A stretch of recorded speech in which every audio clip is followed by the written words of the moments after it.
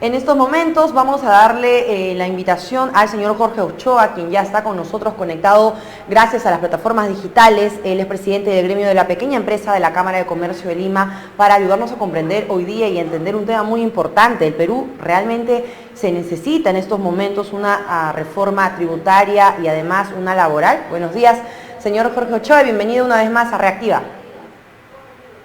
Hola Milene, muy buenos días. Espero que estés muy bien y listo para iniciar esta bonita mañana de marzo aquí en Reactiva Pyme y en Pyme TV.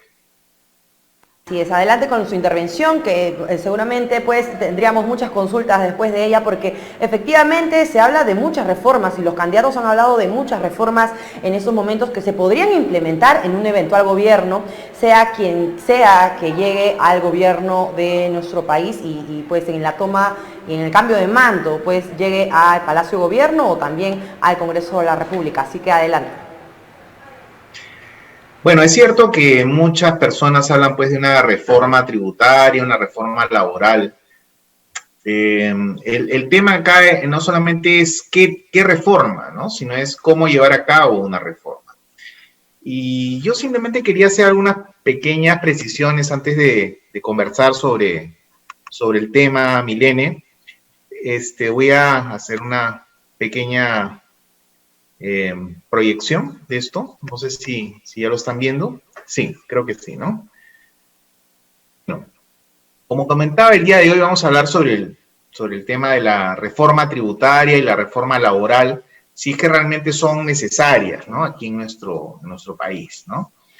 Quería iniciar comentando un temita que siempre escucho sobre el número de empresas en nuestro país, ¿no? Se habla de que, escuchaba el otro día que eran 2.700.000, yo siempre me inclino por el 2.800.000 empresas, más o menos.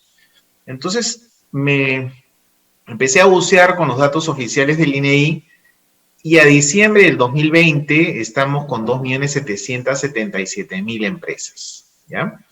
Pero el tema acá es que respecto del 2019, que se supone que era un año normal, han crecido el número de empresas, ¿no? O sea, nosotros los empresarios seguimos apostando por nuestro país, seguimos formando empresas, no solamente sociedades anónimas, sino también personas naturales con negocio que forman sus empresas, ¿no? Entonces el crecimiento ha sido 1,6%. ¿Eso qué refleja, no? Que refleja que a pesar de todo, a pesar de la pandemia, a pesar de lo que fuere, nosotros seguimos y vamos caminando y apostando por nuestro país. Un segundo temita que creo que es importante anotar, y no con cifras del peor momento de la pandemia, sino con cifras más o menos actuales al mes de febrero y con datos siempre oficiales del Instituto Nacional de Estadística e Informática, vemos que el empleo, o sea, el empleo disminuyó en aproximadamente 762.000 personas. O sea, de febrero, de diciembre, febrero del 2020 a la actualidad, 762.000 personas se quedaron sin trabajo formal.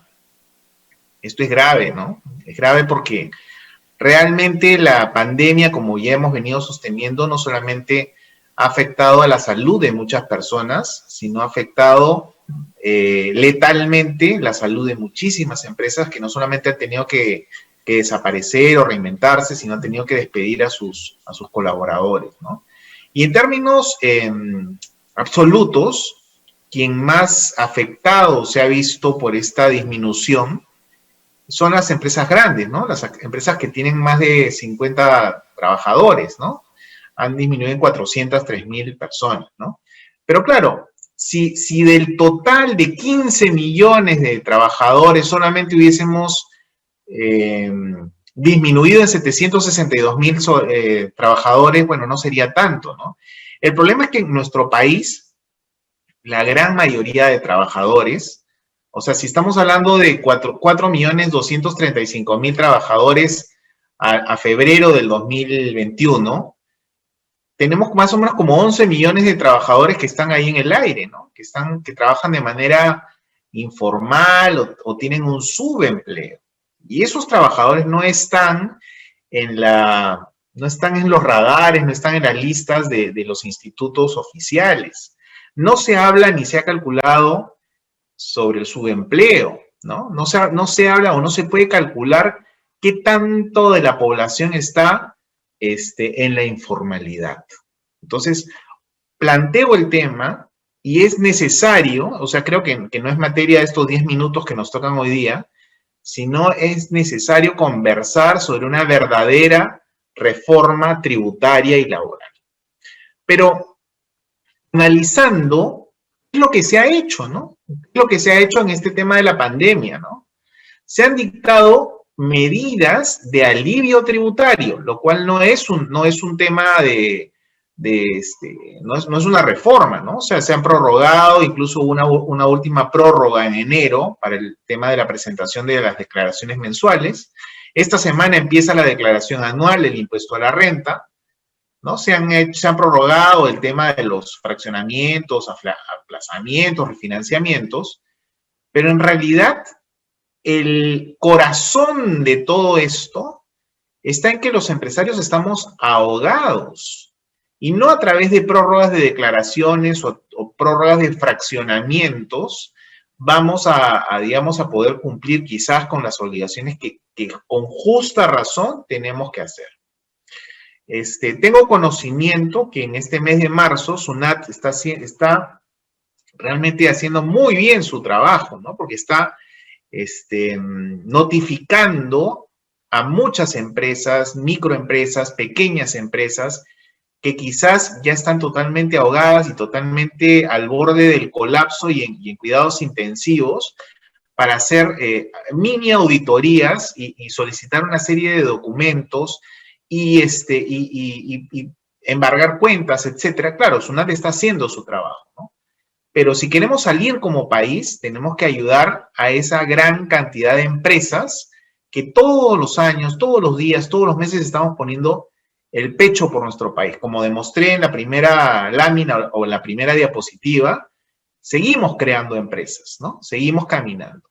El tema de financiamiento, todos los reactivas, los FAES MIPES, los FAES sectoriales, como ya hemos comentado en otras oportunidades, son temas, no son instrumentos financieros, sino son instrumentos de salvataje que, bueno, gracias a Dios, se podrían, digamos, reprogramar, ¿no? Pero de alguna manera la estructura financiera de la empresa, que tiene que pagar tributos, que tiene que pagar nómina, que tiene que pagar contribuciones por sus trabajadores, pues de alguna manera ya pagó con esos fondos de reactiva o con esos fondos del FAE, ya pagó todos esos tributos o esas obligaciones con la planilla, y eso ya no va a regresar. Entonces, por eso es que lo pongo dentro del tema y lo pongo dentro de la mesa, ¿no? Ahora, recordando cuáles son las medidas transversales que dictó el gobierno, suspensión de acciones tributarias durante el estado de emergencia, el programa Reactiva, como ya lo mencioné, subsidios a las planillas, que muchos no entraron, porque como ya lo comenté, la gran mayoría de empresas no son formales, ¿no? Y quizás no calificaron para el Ministerio de Trabajo como para darles ese subsidio a la planilla, fraccionamiento de servicios básicos y telecomunicaciones, facilidad para reconvertir negocios y afines con algunos gobiernos locales, flexibilización laboral, prórroga de pagos de impuestos, etcétera, ¿no? Pero como puedes apreciar, Milene, todos estos son unas medidas transversales muy buenas, muy interesantes, etcétera, pero no forman parte de una verdadera reforma tributaria, no forman parte de una verdadera reforma laboral. Eso es lo que nosotros, los empresarios, estamos buscando, ¿no? Y estamos exigiendo también. Me explico un poquito más en el tema tributario antes de que empieces con los comentarios de esta mañana, ¿no? Por ejemplo, para efectos de los regímenes tributarios, ¿no? Tenemos el régimen general, tenemos el régimen especial del impuesto a la renta, tenemos el régimen único simplificado y tenemos el régimen MIPE tributario. Tenemos 4 regímenes tributarios que quizás con 2 estaría muy bien. Quizás muchos de ellos son la puerta abierta para la evasión o la elusión, porque no son controlados, ¿no? Pero los empresarios que sí cumplimos con nuestros tributos prácticamente estamos ahorcados por esta situación.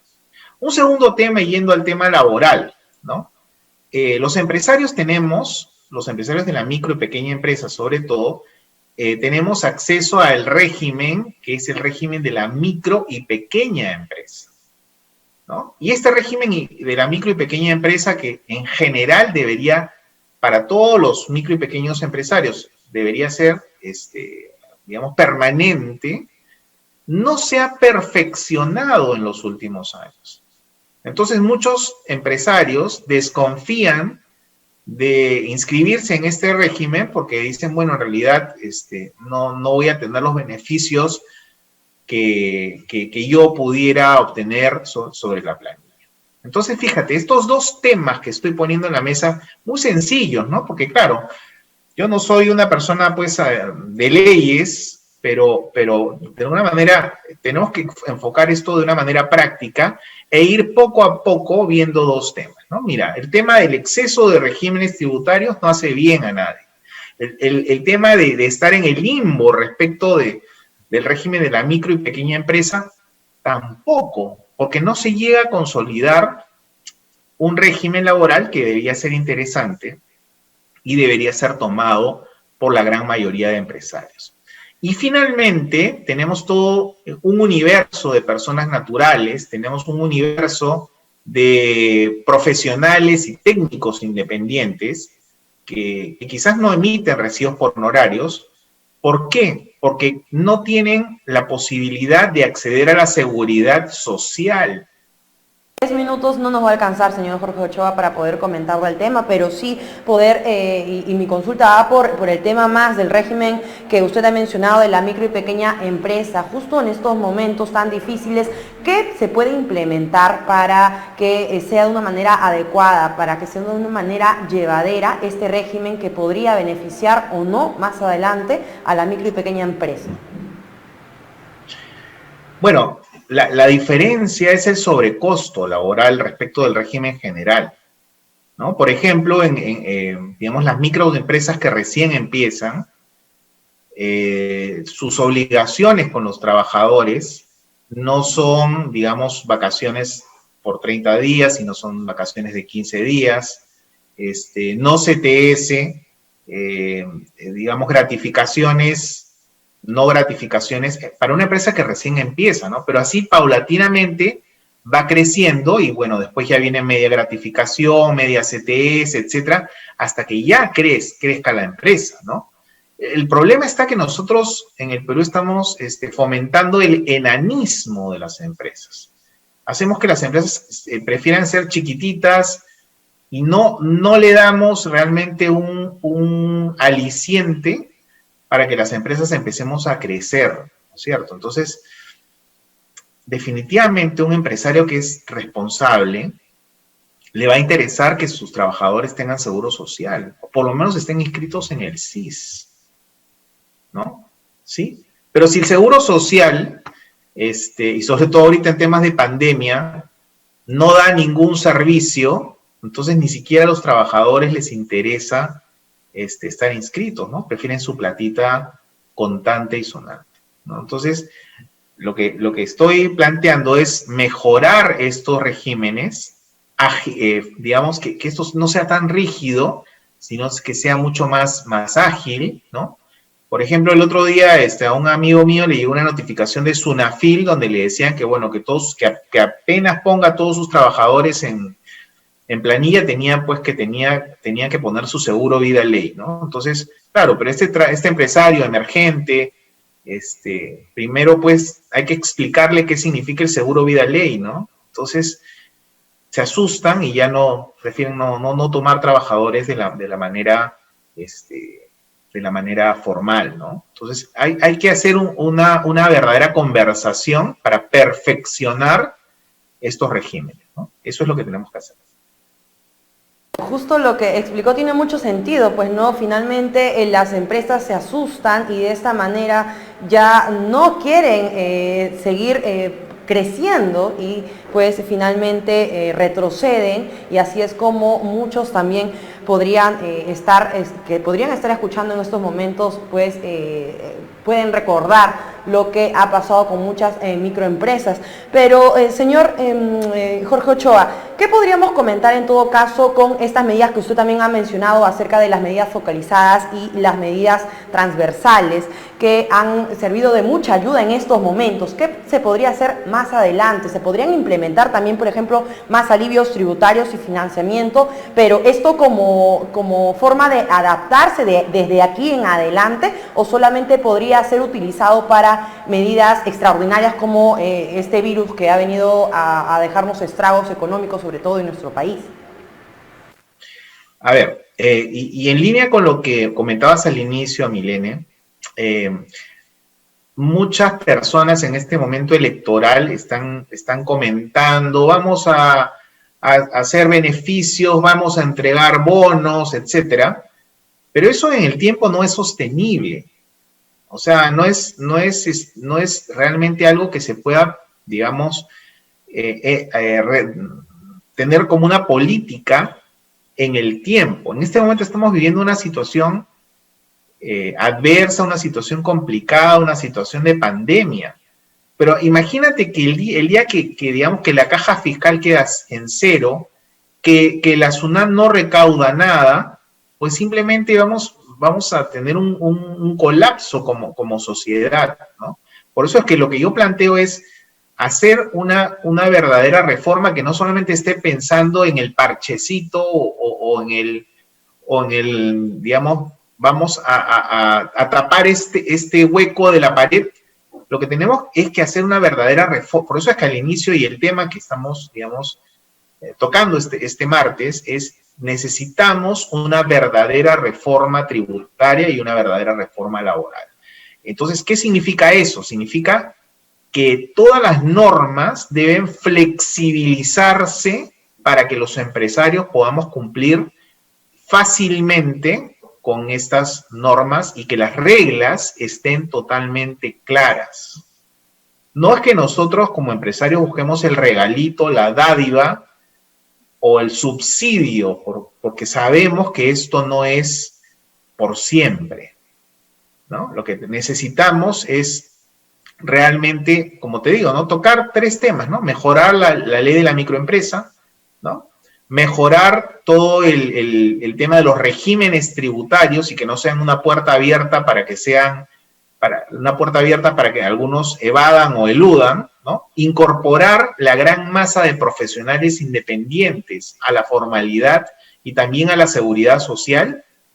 Y yo creo que con eso podríamos, si esto funciona bien, yo creo que podría ser un buen inicio. Ojo, un buen inicio.